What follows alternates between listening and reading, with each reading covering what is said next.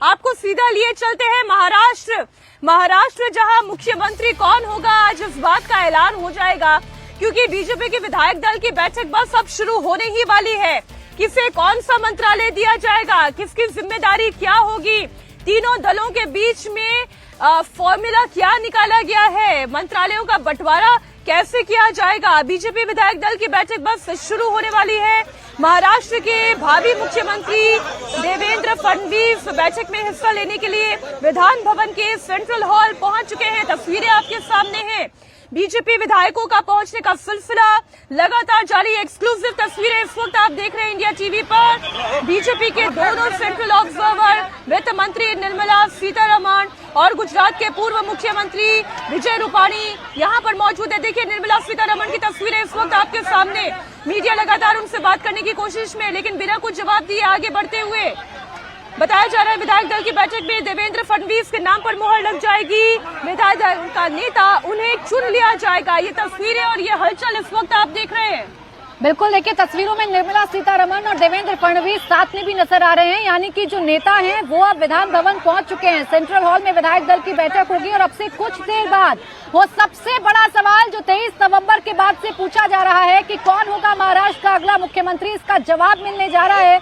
विधायक 132 विधायक हैं भारतीय जनता पार्टी के, वो आज इस बैठक में चुन लेंगे अपना नेता और संभावनाएं पूरी ये है कि देवेंद्र फडणवीस महाराष्ट्र के अगले मुख्यमंत्री बनने जा रहे हैं। उनका वो बयान याद करिए, मैं समंदर हूं लौट कर आऊंगा। तो अब देवेंद्र फडणवीस के लौटने का वक्त आ गया है, क्योंकि तमाम विधायकों ने इस विधायक दल की बैठक से पहले ही अपनी इच्छा, अपनी जो चॉइस है उसे जाहिर कर दिया है। और एक सुर में अगर बीजेपी विधायकों के बयानों को आप सुनिएगा तो देवेंद्र फडणवीस का नाम ही सबकी जबान पर है।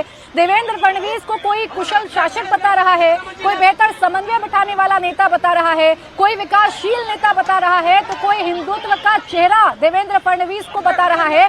और बीते 5 सालों में या बीते 2.5 साल की जो सरकार एकनाथ शिंदे के साथ मिलकर देवेंद्र फडणवीस ने चलाई, फिर उसमें अजीत पवार भी उनके साथ आकर मिले, उसमें देवेंद्र फडणवीस ने बताया है कि वो किस कदर कुशल शासक है। और इस वक्त एक और बड़ी खबर आपको बता देते हैं, अशोक चौहान ने फडणवीस को फ्रंट रनर बताया है। महाराष्ट्र के पूर्व सीएम और बीजेपी सांसद है अशोक चौहान, जिन्होंने कहा है कि देवेंद्र फडणवीस फ्रंट रनर हैं। इसका सीधा मतलब यह है कि देवेंद्र फडणवीस अभी सीएम बनने की रेस में सबसे आगे दौड़ रहे हैं और संभावना यही है, जिस तरीके के बयान सामने आ रहे हैं, कि देवेंद्र फडणवीस ही अगले 5 साल तक महाराष्ट्र की कमान संभालने जा रहे हैं।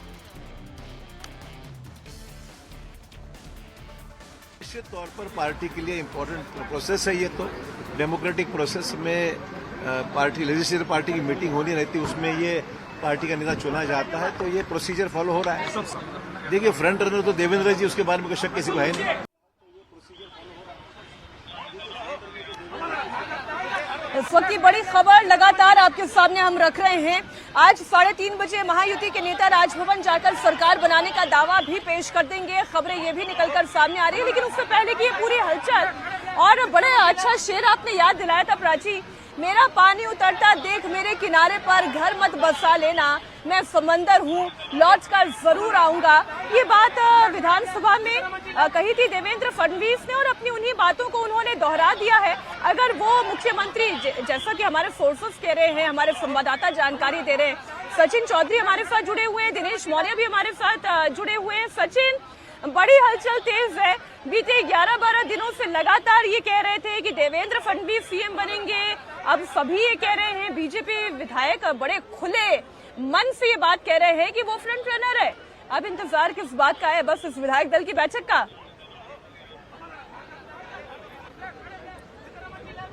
जी मीनाक्षी, इंडिया टीवी ने अपने दर्शकों को ये पहले ही बता दिया था कि देवेंद्र फडणवीस का नाम लगभग तय हो चुका है, बस औपचारिकता बाकी है। विधान भवन के बाहर का मैं आपको तस्वीर दिखाना चाहूंगा कि तमाम विधायक जो है देवेंद्र फडणवीस पहुंच चुके हैं। जो पर्यवेक्षक है निर्मला सीतारमण और विजय रूपाणी, ये भी यहाँ पर पहुंच चुके हैं।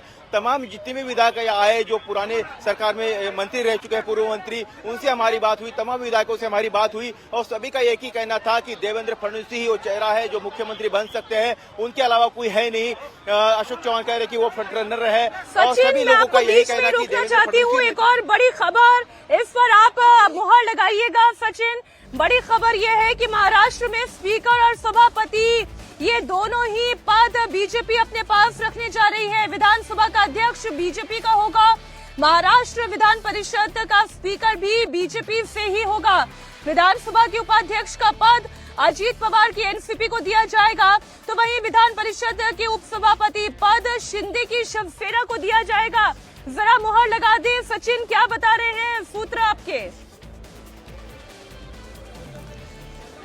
जी बिल्कुल, सूत्रों से ये पुख्ता जानकारी है कि जो अमित शाह के साथ बैठक हुई थी उसमें भी ये बात तय हो गई थी कि महाराष्ट्र का विधानसभा का अध्यक्ष पद जो कि राहुल नार्वेकर मौजूदा विधानसभा का अध्यक्ष है बीजेपी के पास ही रहेगा। शिंदे शिवसेना जो है विधान परिषद के स्पीकर पद की मांग की थी, जो कि एनसीपी के राजन निंबालकर जो है वहां पे स्पीकर थे, लेकिन वो पद 1.5 साल से खाली था। लेकिन शिवसेना चाहती थी कि वो पद उनको मिले, लेकिन बीजेपी वो भी पद अपने पास रहेगी कि विधान परिषद का जो डिप्टी स्पीकर का पद है वो शिंदे शिवसेना के पास है। नीलम गोरे उसकी डिप्टी स्पीकर है, तो वो पद शिवसेना के पास ही रहेगा।